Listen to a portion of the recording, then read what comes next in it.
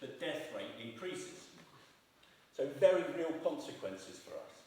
And if you look at the projections for the UK, we are expected to have more extreme, more frequent heat events during the summer. So we need to understand how these projections will influence our built environment. We already understand that to some degree in the UK. This estimate of 4,500 premature deaths by 2050 if we don't try and sort out our built environment. There are also suggestions that in the not too distant future, fuel poverty in the UK will be less about your inability to heat your house, but more about your inability to cool your house. So in the face of this, we need adaptation strategies for our buildings that allow them to perform almost regardless of what the climate's going to be. We need to ensure that our built environment is resilient in the face of such climate uncertainty, so that we reduce these risks. Now, developing an appropriate adaptation strategy, for me, must be based on an understanding of how our buildings function under the current climate. Without that, how can we possibly start to understand how that performance might change as the climate changes? So actual building performance is key to delivering and developing our resilience to climate change in the built environment. So I'm nearly at the end of my time, so I just want to summarise. I want you to think about three things to take away from this. The first is that we have to understand actual building performance. It's critical for establishing our baseline of performance, critical for measuring progress to targets, for developing energy efficiency strategies, understanding what the most appropriate technologies are, and developing resilience to climate change. But at the moment, we often fail to accurately estimate what the energy performance of the building is likely to be. We've seen that we've got some tools that have come along that will help us do that. Perhaps we should be mandating those. We've already got organisations, companies that are delivering buildings that do perform. They understand how they perform. As I say, some of them guarantee that performance post-construction, post-occupation. We know how to do it, we know how to do it at cost. We need to scale that activity up, and we need to scale that activity up now.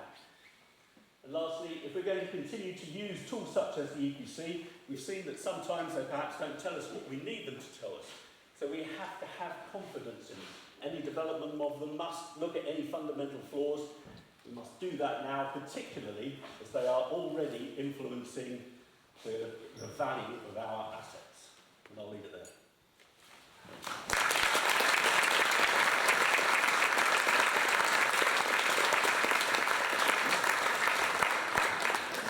Mark, thank you very much. That's great. What I took away from that was, whilst you were speaking, you were retrofitted about 15 homes. We probably haven't managed. So we're now going to move from the building level up to the community level and look at what can be done there. And we've got two speakers who are going to talk in this area. And the first is Ollie Pendered. Ollie is the Chief Executive of Community Energy South. And Community Energy South, established in 2013 as an umbrella organisation and regional hub to enable its members, which are local community energy groups, to grow as sustainable local carbon businesses in the south east of England and promote local community energy. And the fascinating fact that Ollie's given me is that before he did this role, he was an expedition leader across the world in whitewater rafting, including the Amazon, Africa and Nepal. So for a rollicking ride, please can I introduce Ollie.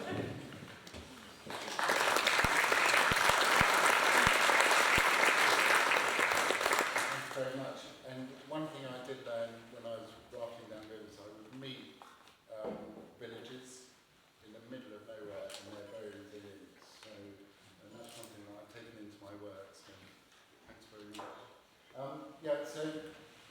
If you don't know about community energy, you're doing very well locally because we've got the amazing Energize South Downs and also Energy Alton on your doorstep.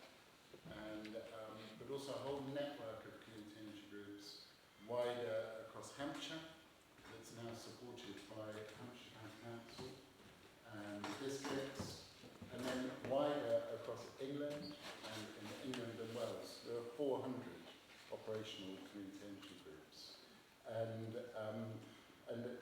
my story is a little bit about them as well, because between them they're all cooperatives. They cooperate together about community being resilient. Now those community energy groups generally look at three different themes. So powering up, so how on earth are we going to bring fossil fuel, renewable energy into our communities? And how are we going to do it in a coordinated way? And back in 2011, when I started on this journey, this is exactly what our communities were asking for. How are we going to come off oil? At the time, the price of oil was really expensive. And how do we embrace renewable energy? And we could see the climate emergency coming. And over the last few years, that's really sort of kicked in. And then the powering down.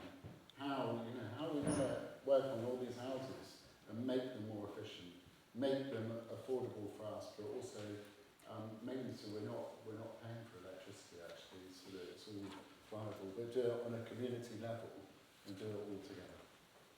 And energy planning. So some of you may have gone through the process of neighbourhood planning.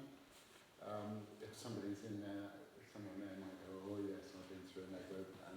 Well done.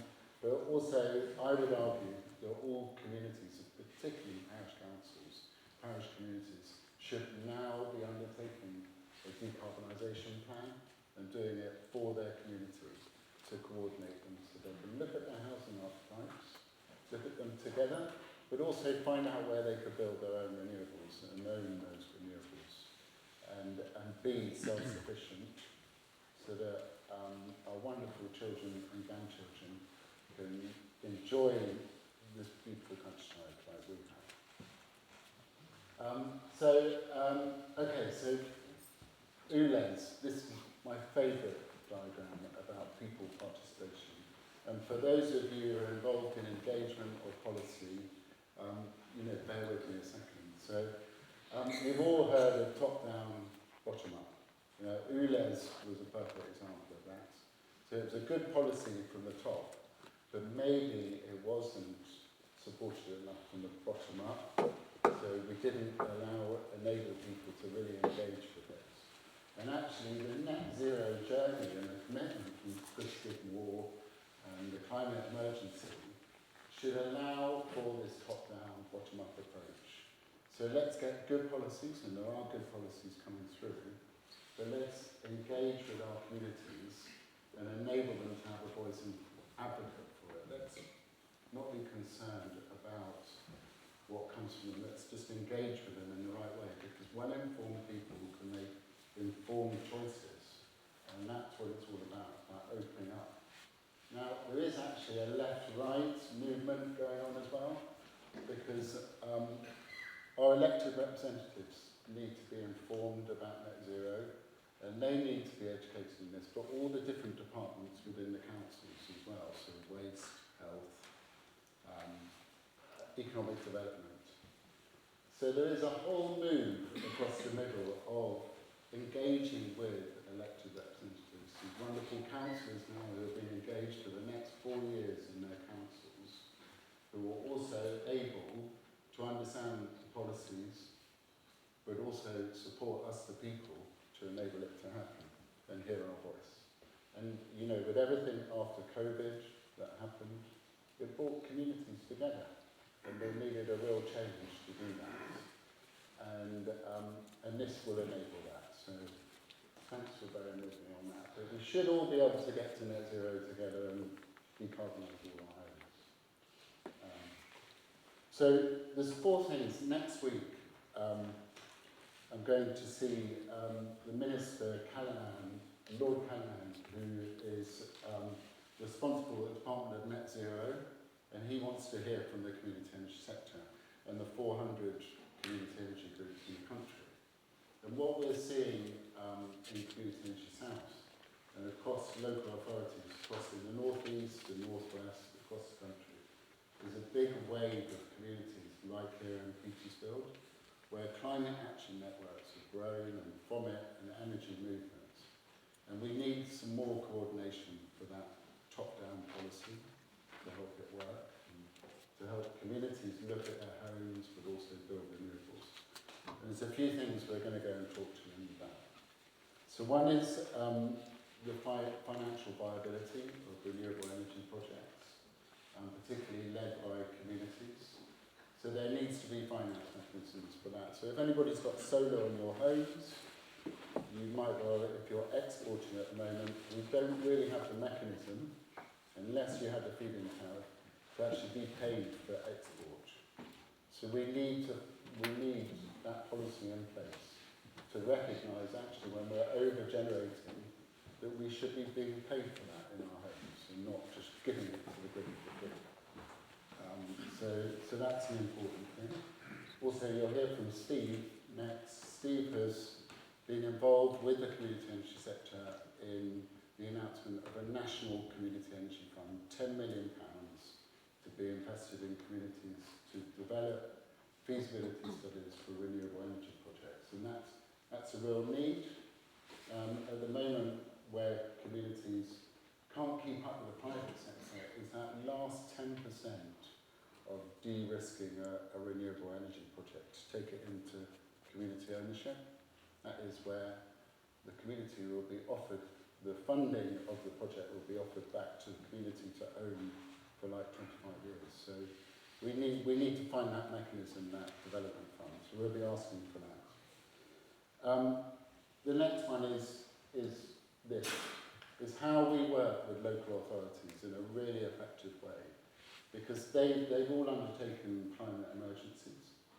The Climate Emergency Act, they now have, within most local authorities and districts, climate officers. They need to be supported so that we can work with them and they can hear our voice, but we can support their policies. So that's really important. And those partnerships that bridge local authority, community, but also the private sector and local businesses so that we can all move to net zero together. And that's helping local businesses decarbonise, connect with communities. And then there's the commercial partnerships. So about 10 years ago, we had a policy in place from government which was called shared ownership. So if any of you are from parishes where you've been impacted with the ability, maybe with a solar farm coming to your community, and this word NIMPY has fallen into the discussion, and why don't you do it over there, the impact on the environment. If we could bring shared ownership in, where we actually work with these solar developers or wind farms, and actually go, why don't we offer part ownership of this development to our community to invest and own for 25 years and be a good neighbour and share the benefits, share the community benefit and the investment opportunity. That's a policy that's on the shelf in government. It got removed. It could be picked up again quite easily and run with. So that's what we'll be asking Lord Callanan this week. And then there's about local energy markets. So something really clever is happening. And there's quite a few people I recognise in the room who know about this, but it's the link between the electricity grid and what we're doing in our communities. You know, if we're going to decarbonise, there's going to be impact on the electricity grid.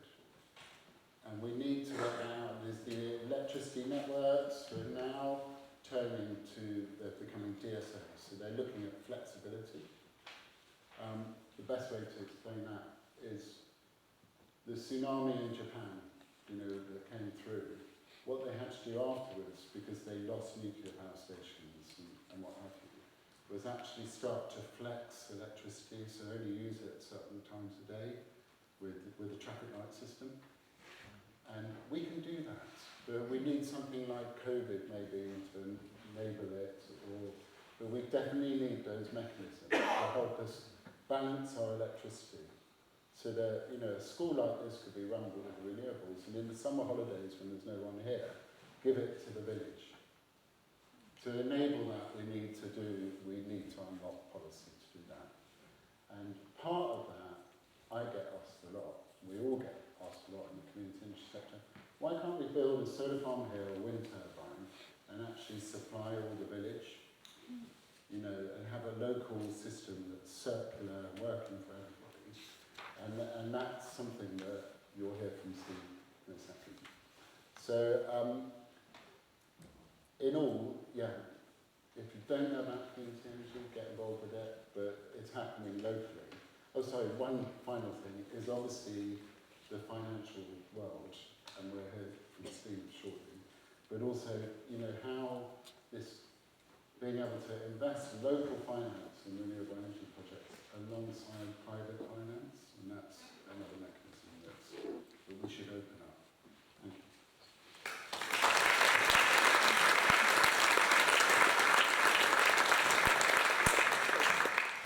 Ollie, thanks very much. I think I detected quite a firm challenge to local councillors there to set up local energy. And I noticed the mayor just taking some notes in the front row there, so that's been duly noted, I think. So we'll stay now with the community, the local theme, and we'll move to Steve Shaw. Steve is a director of Powerful People, and Powerful People is a non-profit organisation which campaigns for the UK to rapidly transition to 100% clean energy, and for this to actually benefit local communities. And Steve has worked on a number of campaigns in his career, including the Climate Change Act, which obviously is something which governs a lot of what happens in this space at the moment. Steve's fascinating fact is that he was actually born in Australia, so we won't mention the Rugby World Cup and the Wallabies and the rest of it. Steve, over to you.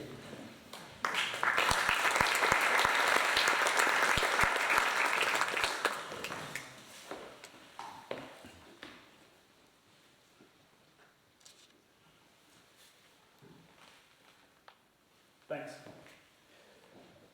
Thanks everyone for coming along this evening. It was Boxing Day 2005 and my friend Ron Bailey and my other friend Martin Williams invited me for a drink at the Barrowboy and Banker pub in London Bridge. And I turned up and there was almost no one there, and I sat down, we each had a beer, and they said, we've got an idea. We want to run a new campaign for a new bill. We think we'll call it the Climate Change Bill. And on the back of the napkin, we wrote down the essential clauses, the structure of what that bill would be.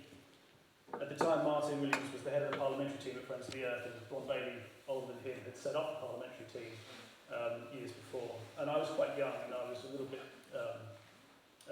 naive, and the whole thing was very exciting. What that then led to was a national campaign that got that bill into law. It took about 3 years. Hundreds of thousands of people wrote to their MPs. There was a huge coalition of charities, NGOs. It was coordinated by Friends of the Earth, but it was very much a nationwide and grassroots campaign, and it was absolutely fantastic. And it led to the first Climate Change Act in the world, which is the one that we have now, amended by Theresa May's government in 2010 to make it net zero. The one in 2008 that we got through was 80% reduction based on 1995 levels. And that policy framework, as just mentioned, has led to gigatons and gigatons of emissions reduction in the UK economy. It's led to nuclear coal power stations being closed. We now have the largest offshore wind farms in the world. So the point there really is there is so much that we can do when we work together. It only became law because of the people, and if any of you were involved, thank you, who wrote to their MPs again and again and again saying, please back this bill in Parliament. Interestingly, David Cameron and his party in opposition were first to back it, or backed it before the Brown government, but eventually it was cross-party supported when it went through into law. Absolutely fantastic, and of course we worked cross-party all the way. So, having seen that, I thought, I want to keep doing this, and that's why I founded Power for People, to use this method and to continue to campaign to transition the UK to 100% renewable energy, but also making sure that local communities benefit. It is essential. It is absolutely critical. If we do not have people feeling and seeing benefits locally from the transition, and the transition is going to get much more palpable as things like homes with gas need to be switched over to perhaps air source heat pumps, and cars have to be switched over to electric, etc., there's potentially going to be a reaction if people can't see and feel benefits. But one of the great things is community energy. It provides an antidote because you can really see and feel the benefit. First, a little bit more though on just the real potential of this method, this mass civic action. And it's what got the Abolition of Slavery Acts through, and it's what the suffragists use as well. It's roughly the same thing. Now, they were more running big petitions. The abolitionists used to ride around the country on horses, collect enormous numbers of signatures from different cities and towns, and they'd get to Parliament and they'd physically roll these things out on the floor in the House of Commons. And of course the visual impact of that was very powerful. But the punch was the same. It was that sense to the elected representatives of, my gosh, people really care here. We can still do that now by writing and by lobbying. And the suffragists, as I say, did it as well. Now, I mentioned offshore wind farms and that we now have the biggest ones in the world. But when you put your recycling out each week at the doorstep, that was the first campaign I worked on.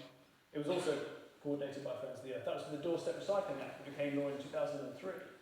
And that was the same thing. That was enormous numbers of people in a big coalition, all lobbying their MPs, that ultimately got the government to say, okay, and make it law. So this really works. It is immensely effective. It's very, very efficient. It's essential that we all do something. And I put it to you that this is probably the single most effective thing you can do. So the problem we have when it comes to energy in the UK is that 14% is the amount of our energy that's coming from renewables. Now, you might say, well, why so low? And you might have heard those figures of, oh, you know, there's been days and months where a much higher percentage than that of electricity has come from renewables. But remember, it's all energy. Most of our homes, most of our buildings, and most of our vehicles are still powered by fossil fuels. And so this is why it's so low.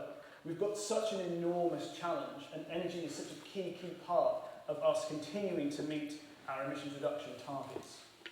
But it is a real challenge. But of course, as you've already heard, community energy really has the potential to provide an answer.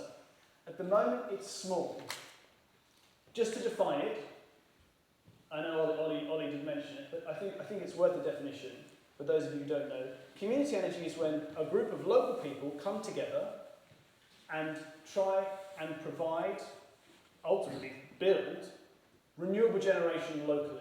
But they could also run other local projects that help transition to 100% renewables or to a low carbon economy. So they might run energy efficiency advice schemes and so on. But a lot of the time, most of the time, it is new generation. So here's a few examples of the groups across the UK. There's a few hundred groups, Ollie mentioned. It's very small sector at the moment. It's far bigger in other nations that enable it. Nations like Germany, the Netherlands, even parts of the US actually have much more favourable policy and regulatory environments for this kind of thing. But it is here, and the groups that exist are doing fantastic things. This is a great example. This is Repower Bolcombe, just over in Sussex. And with the panels that they've got on local roofs and the revenues they've received, they've replaced the fridges in the local food bank with much more efficient ones. And that's I think the biggest thing about community energy. It's not just the generation or the fact that it saves